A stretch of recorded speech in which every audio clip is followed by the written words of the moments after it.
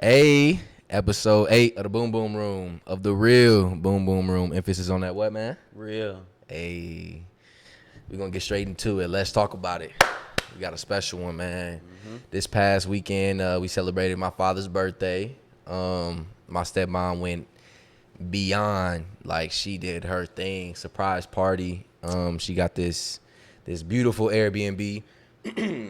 Crib was crazy. Yeah, invited some of his close friends from all over the country, and they all, had the chance to fly out here and celebrate with us. We had some family come out, some of my dad's crew, just a whole bunch of great people in a room together celebrating my dad's birthday. So, it was definitely dope. How'd you feel about it? It was cool. It was cool. I came a little late because I had some things to take care of, but it was dope. It was dope. And how'd you feel about it? It was cool. I ended up coming a little later than expected because I had some things to take care of earlier in the day. But it was definitely dope. It was cool how you took me around the table to meet everybody. Yeah. And it was definitely a table full of significant and successful individuals. Yeah, for sure. All in their own way. And when you're around people like that, the energy is definitely different. And it's definitely not something that you're used to being around all the time. But it was cool. Yeah. It was cool for sure. It started off because she been planning it for like weeks. And it's kind of hard to, plan something like that for your significant other when it's like all y'all know is each other. And she got to kind of do this behind his back without him knowing. Yeah. Pulled it off, though. Like you said, dope friends. Like, we're talking top-notch entrepreneurs, like millionaires. That's one of them got like 500 gyms across the country. Wow. Another one of them be training NFL and NBA and rugby players. It's like the list goes on. But now, like you said, the energy is different. And I think it has something to do with just the simple fact of like how they carry themselves. My dad just told me yesterday, like, paying attention to people like that when I'm in a room of people like that, to kind of just watch their mannerism, watch how they communicate, watch how they carry themselves. It's funny because when I was driving on the way here, I was thinking about just being around them and sitting at the table and the little bit of conversation that I did have with them. And I feel like when you're talking to people like of that, like people that are on that level, like the way you listen is definitely different than you would normally listen. You're having a conversation with with regular people. Yeah. Like you listen every little thing that's coming out of their mouth. You want to pick it up so for sure. attentively. Yeah, because they'll drop some bombs on you without you even realizing it. And usually when I'm around a crowd like that, I don't go towards trying to pick up what I can from them, but this time around I actually was asking them questions and what they think about this and that as far as business. We'll get into that later in the episode, but for the sake of the party, it was dope. Scenery was dope. Music was dope. Live singer, DJ. We kicked it, man. Improv. Oh, the improv was crazy. Improv was fun. It was funny. Like he said, like the dude from the that was leading it said, you got to be okay with failing. Yeah, and that's on some life. Yeah, that was on some life stuff. Like he just said it. He just threw that in there, but that was definitely like a lot deeper than it seems. Like you got to be okay with failure, because it's all about, you feel me? If you fail one time, you have another opportunity to bounce back. And then even with the improv, like the lesson within itself is like, even once you fail, because it's improv, you just got to keep moving. Like you can't just freeze, fail, mess up, and then the show stops. No, you got to keep it pushing. It was funny. We actually went up first. He was like, I got some volunteers. We just hopped up. He was like, he had our mind. He was like, go ahead and strike a pose in 3, 2, 1. Boom, he struck a pose. And then he asked me like, okay, pretend you're an artist. What the pose that he did, like, what inspired this art piece, and what message can you get from this art piece? It was random because I didn't know what pose he was gonna do. Yeah. But no, it was dope. It was fun for sure. And then that led into us.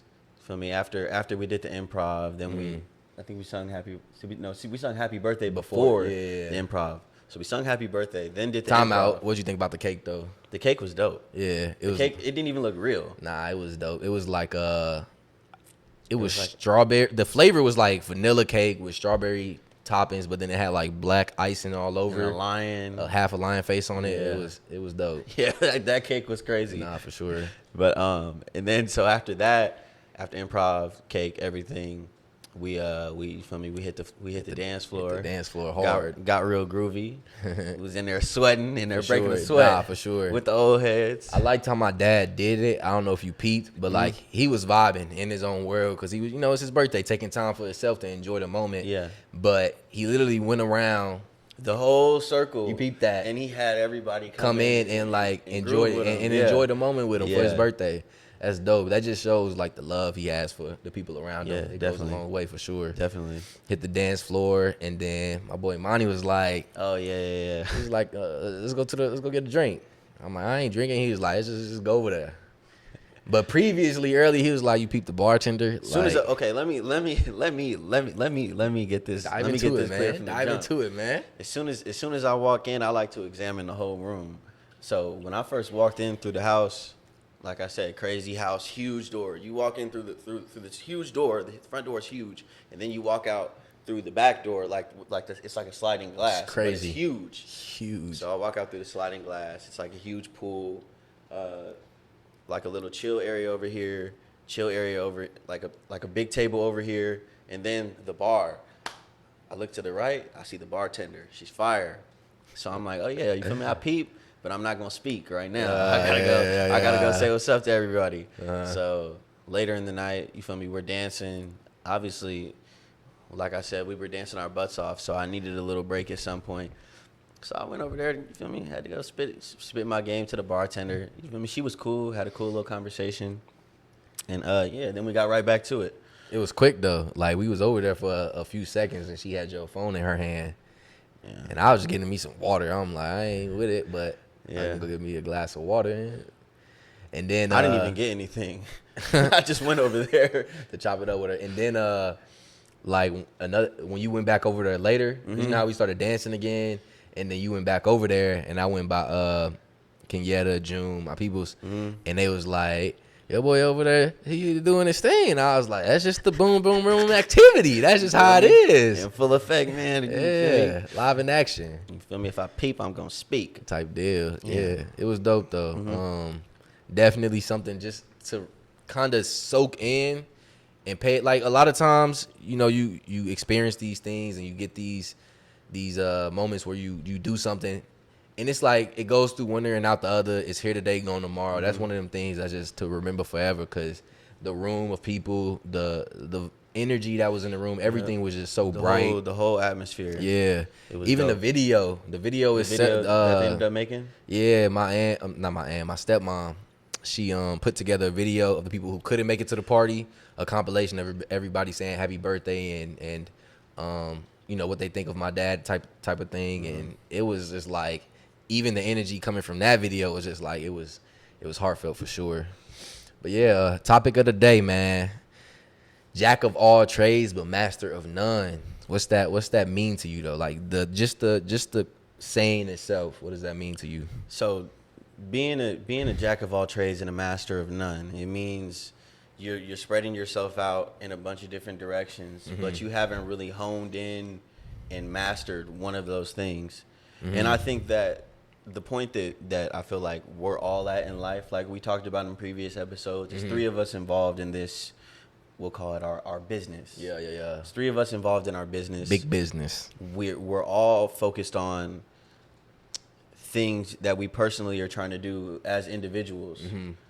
But like when you're spreading yourself out, a lot of times you could get caught up in just the fact that you're doing so many things, but you're not really trying to master anything. Yeah. So when you say being a jack of all trades and a master of none, I think of a person that's spreading themselves out, but they're really not fully focused. Do you think that's negative? I mean, I think it could be negative if you're not focused. Type deal. I feel like today is much easier and it's much more easier to be it's easier to accept being a jack of all trades because with the internet and like the access we have, it's so much easier to learn this and learn that and learn this. Like you'll see somebody in real estate and then they selling vending and they got vending machines and then they got a business in medical business. It's like it's so easy to spread because it's the access is endless nowadays. But at the end of the day, some of the most successful people I know, and even my parents been preaching this for a long time to me, is like get good at one thing. Like really grasp on and become the master of one thing, and then through there you can branch off. Yeah, into, you stretch into off other things for sure. Yeah, so jack of all trades, it can go in so many different directions though. I feel like you can really nail in on one thing, and then that one thing branches into other things, such as like I said before, people doing the real estate, and then they get into the vending machines. It's like that still has to do with sales in a sense. Yeah. Or like your situation, you play football, you got injured, but how can you still be in that atmosphere? Like share what's going on with that whole situation. The way I was able to like spread myself out in that aspect. Obviously, football is what I love. Football is what I want to do. Football is what I've been trying to master since I've been 5 years old. Right now, I'm injured, so I can't physically be a part of it. So luckily, I'm in a situation where my dad's a coach, so I was able to join and be a part of his staff. Yeah. So now I'm spreading myself out and expanding myself mentally while still being around football. And physically, I'm working out. I'm still into fitness. I'm trying to get myself in shape. So with me being like I wear many hats, a jack of all trades, along with the podcast too, it all ties in. Yeah, it's all makes one. sense. Yeah, for sure. And for me personally, I feel like up until recently, I was being the jack of all trades in the sense of me still figuring out what it is I wanted to do. You've done a lot of things For sure. And it's like it all kind of ties into the whole fitness thing, but it's so many avenues that you can go with it. But at the end of the day, there's this ground of like fitness. But I do feel like a lot of people our age, and this has been a thing that's been like a thing for like centuries now. Like people around our age get into college and it's like they don't really know what they want to do. And I feel like being a jack of all trades in that situation is fine because then you can dabble into this and dabble into that and dabble into whatever else and figure out what it is you like. But once you figure out what you know, what you like and what you're passionate about, then just go ahead and drill that. But then it's funny that you mentioned college because I was just hanging out with one of my buddies, shout out Nico, and he was saying that he literally has no idea what he wants to do. And I felt the same way. Like, well, I'm still in school, so I still feel the same way. It's like what I want to do really has nothing to do with what I'm doing at school. Yeah, I feel like for my personal opinion on school is like if you're not going to school to be a lawyer or to be a nurse or anything medical, like that, something medical or science, anything like that, where you have a specific occupation that you can go into, like it's hard for you to figure out what you're gonna do. Facts, because people can get into business or marketing, but that's not even that specific. Like you can go into business and then business for a vet or go business for mechanics. Like it's so many different. But when you, like you said, when you know you want to do the medical or the other stuff, for sure, you can definitely. you can definitely walk a straight line. Like you know exactly what you're getting into as soon as you graduate. Yeah. Versus being a communications major, it's like where do you go? Yeah, what do you want to like do? Once I graduate, where do I go from here? Facts. Same thing with me though. I feel like school, it holds a certain tool. For me personally, I feel like school is a way just for me to have some type of qualification or certification that said I completed something. But besides that, what I learned, bro, we have access to what's it called, Dr. Google and Teacher YouTube, something like that. Like we have access to any information we want to. Yeah, it's all online. Yeah, like I can become a professional through your phone, like literally. So just utilize what you have, figure out what it is you like, figure out what it is what you're passionate about. But I want to ask you, what do you think about because I heard this recently, like passion and then purpose, right? So I feel like a lot of people have a passion and then a lot of people have a passion. No, a lot of people know what their passion is, but a lot of people don't know what their purpose is. So for me personally, I'll give you an example. I'm super passionate about fitness, bro. Like I love working out. I love planning to work out. I love thinking about working out. I love to watch people. Like, that's what I love. I'm passionate about that. Yeah. But I don't necessarily feel like my purpose is to work out. Like, I feel like my purpose is to inspire. I feel like my purpose is to reach out to other people. Like, what do you think about passion and purpose? And then what do you feel like your passion and purpose is? I mean, passion has to do like what I feel like is what you gravitate towards, is what you're more, I would say, emotional about. It's like your passion is like a feeling. Now your purpose is like what you were put on this earth for. And like I also want to say, like, what is a person on this earth with no purpose? Like there's literally no point. Facts. So, but the thing is, it's hard to find your purpose. But and I also feel like when you're trying to find your purpose, you have to search within yourself. What'd you say? Hold on. That was good. Now just say what your passion and purpose are. Okay. What you think. So for me, my passion is football. Like I said, I'm trying to master that. That's what I've been doing since I was 5 years old. I fell in love with it as soon as I started playing. Definitely. And quick, so I'm gonna say this too. Like, and you can see it, bro. Like, that first game we was on the sideline, your first game coaching, it was kind of like I saw it again because I haven't been on the football field with you in years, in a long time. and it's like I saw that same look in your eye you had when we was playing football together. It's like I can really tell that you're passionate about that. Yeah. Bro, if I could put on pads and play with those kids, I would put on pads and play with those kids. Yeah. Like, bro, I will run through a brick wall, bro. And you be saying that, like, these kids are like freshmen, sophomores, juniors, seniors, whatever in high school. But you be like, bro, if I was on this field, bro, like, because bro, kids, because bro, it's like, but like, I get it, I get because you. that's how it is when you're passionate about something. Yeah. Like for you, Yeah. when you see somebody working out and they don't have the proper technique, that's hard to watch. Yeah, for sure. And when I see kids, like, I be feeling like, obviously understand that they're kids, so it's different. But I feel like even some dudes that play college football, like, bro, people would literally die to be in some of these dudes' positions playing at the next level. When I see people taking it for granted and not putting in the work that they should be putting in, that does bother me. Because do you think your it's injury, something that I'm passionate about? Do you think your injury kind of developed a deeper passion for it? Oh, 100%. 100%. And it's funny because initially it made me, when I first got injured, I did not want to play anymore at all. But I don't know, it was just something within me. It was really after everything had happened. Yeah. Something just clicked in me, and I feel like I refound my passion for it. Definitely. And that I knew that it was what I really wanted to do.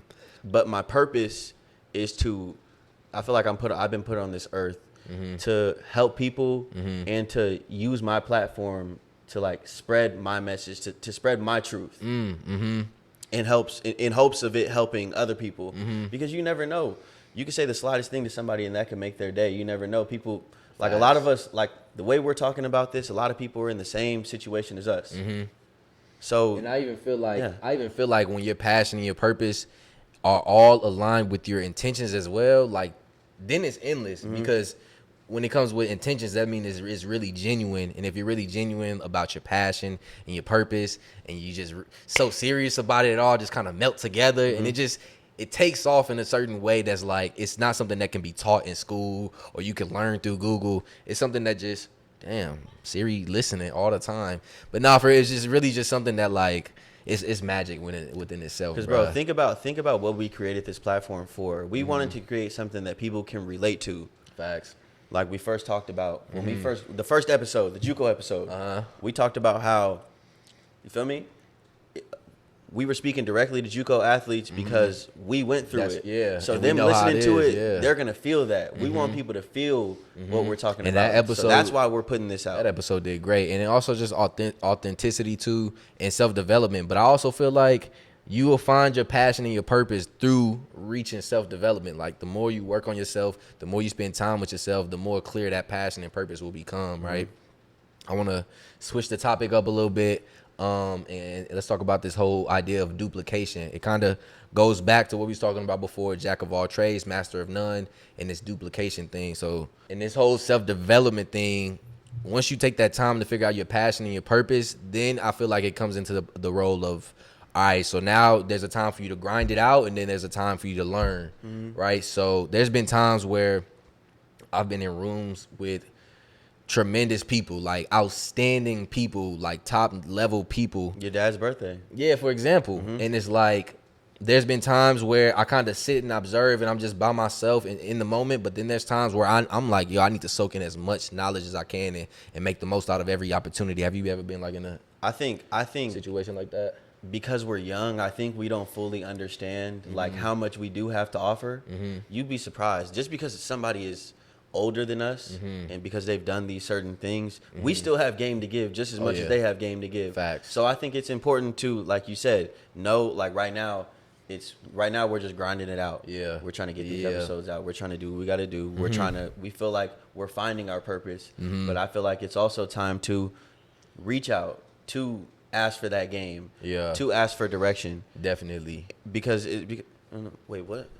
Let me pick up. Let me just keep rolling. Nah, like on a serious tip though, when I first started working for myself and this whole fitness thing, I was really, like I said, focused on myself. And I was grinding and grinding and grinding. And I knew that there was more for me to learn and there was opportunities for me to learn, but I was kind of like head down, go mode. And now it's kind of like, okay, I got this down. I know I can wake up at 4 a.m. and have my last client at 8 p.m. and just go the whole day of training people. I know I can grind out these hours. Now I have to take my game to the next level. And that comes from soaking in the opportunities, soaking in the teaching, soaking in the tips and whatnot. So right now I'm really paying attention to how much information I'm absorbing and how much I'm studying my craft and whatnot. But like you said, and when you're also talking about taking things to the next level, just giving an analogy, I would correlate it to playing ball. I always play ball. My dad always told me, you feel me, like going into middle school when I was getting ready to pick a high school, our generation, everybody wanted to go to the big school, play under the big lights. Facts. It's about dominating at a certain level. And it's the same thing when you're trying to be recruited and go play whatever sport in college.